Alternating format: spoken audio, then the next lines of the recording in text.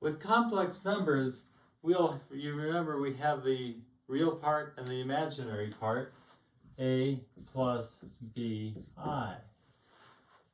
There are times, and you'll recall with your radicals, that you were told by your teacher you need to rationalize the denominator. You can't have a radical in the denominator.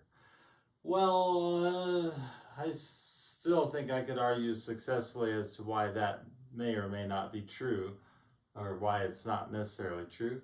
But with complex numbers, we probably for the same reason, it's probably not a good reason, but we like to have the i's only in the numerator and not in the denominator. We fix that by defining the conjugate. If a plus bi is a complex number, its conjugate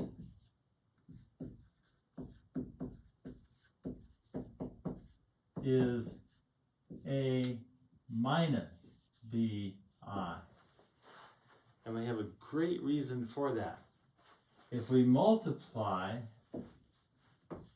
a plus bi times its conjugate, which is a minus bi, watch what happens.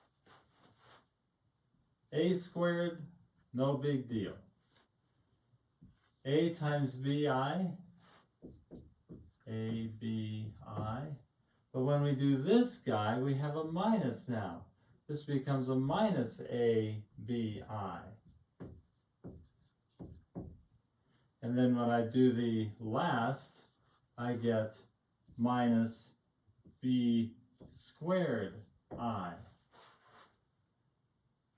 So the ABI and the minus ABI, they wipe each other out. The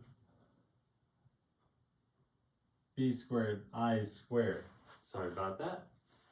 B squared times I squared, but remember that I squared is equal to minus 1 because of the definition of I. I is the square root of -1. I squared is -1. So this all becomes a squared, that's gone, that's gone. This is a minus becomes a plus b squared. Notice that there's no more I in this term. We've multiplied times the conjugate and we've gotten rid of I. You're going to use that trick when you multiply or when you get rid of the I in the denominator. Let's do that real quick.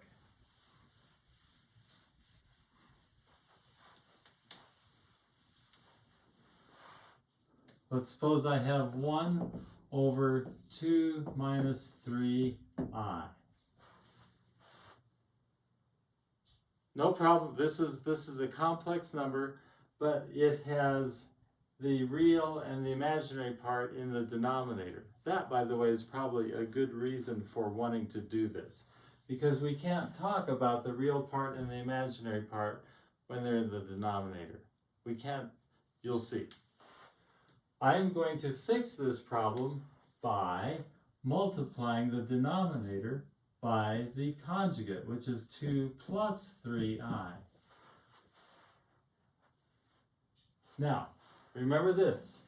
If I have c being some number, if I multiply it times a over a, remember from our toolbox that a times 1 over a is equal to 1, this is a 1. I haven't changed c. C stays the same. So here I am, I'm multiplying now this number. This is the number that I want to change. But if I do that, I have to do it both on the bottom and on the top.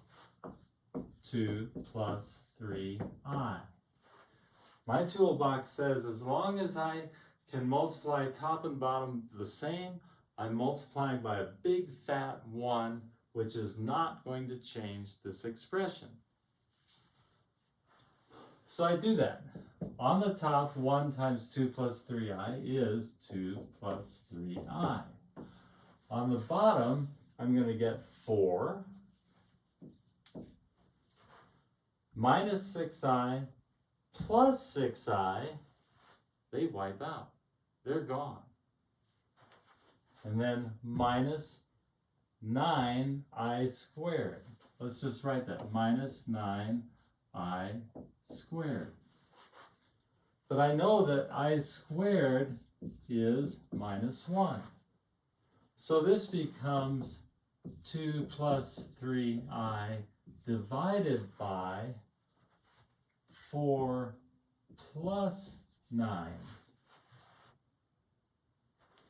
which is over 13. So my real part of this number, let's split things up now, 2 over 13 plus 3i over 13. This is my real part. This is my imaginary or complex part. And that's my answer. This is what this number in the square looks like when you have put the I into the numerator, and now you can discuss intelligently what the real part and the imaginary part are for this number here.